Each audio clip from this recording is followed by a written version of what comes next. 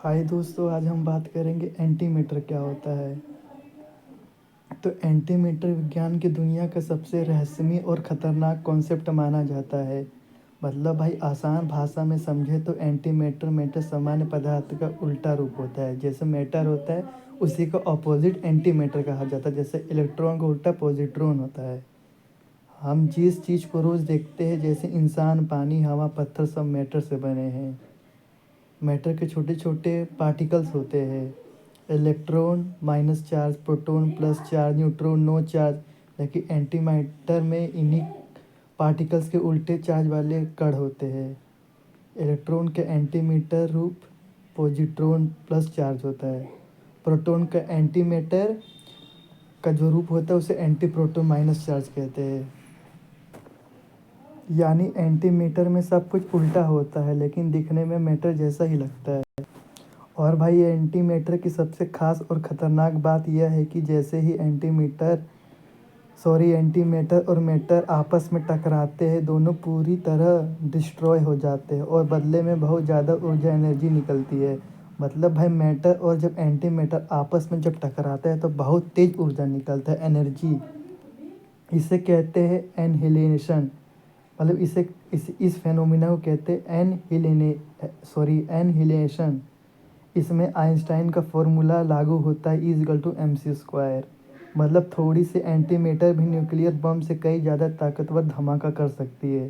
सिर्फ 1 ग्राम एंटीमैटर पूरे शहर को तबाह करने जितनी ऊर्जा पैदा कर सकता है।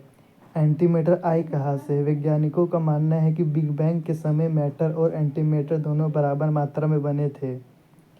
लेकिन सवाल यह है कि दोनों बराबर थे, आज एंटीमैटर कहाँ गायब है। मतलब भाई साइंटिस्ट का कहना है जब बिग बैंग हुआ था तो मैटर जितना बना था उतना ही एंटीमैटर, लेकिन एंटीमैटर दिखता क्यों नहीं, वो कहाँ गया। इसे कहते एंटीमैटर की जो मिस्ट्री है। शायद किसी वजह से मैटर थोड़ा ज़्यादा बच गया और एंटीमैटर नष्ट हो गया। आज भी इस सवाल का पूरा जवाब किसी के पास नहीं है।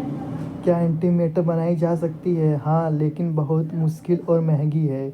आज एंटीमैटर सिर्फ एडवांस लेबोरेटरीज में बनाई जाती है, वो भी नैनो लेवल पर। मतलब भाई जो एंटीमैटर को बनाना है उसके लिए एडवांस टेक्नोलॉजी चाहिए।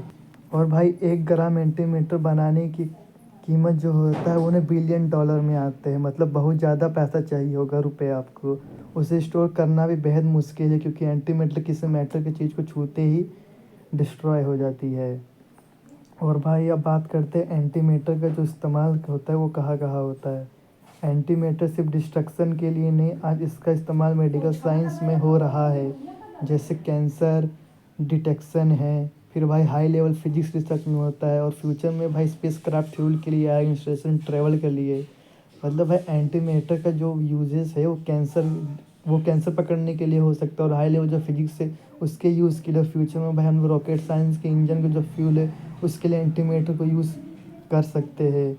और एंटीमैटर क्यों खतरनाक है? इसे कंट्रोल करना बेहद मुश्किल। एक्सीडेंट हुआ तो इंस्टेंट डिस्ट्रक्शन, गलत हाथों में पड़ा तो मानवता के लिए खतरा। और भाई अब बात करते हैं एंटीमैटर ब्रह्मांड की सबसे पावरफुल और मिस्ट्री चीज़ों में से एक है। आज ये इंसान के कंट्रोल में नहीं, लेकिन भविष्य में यही चीज़ स्पेस रेवोल्यूशन भी ला सकती है और सबसे बड़ा खतरा भी बन सकती है। तो दोस्तों आज हमने आपको ये बताया कि एंटीमैटर क्या होता है।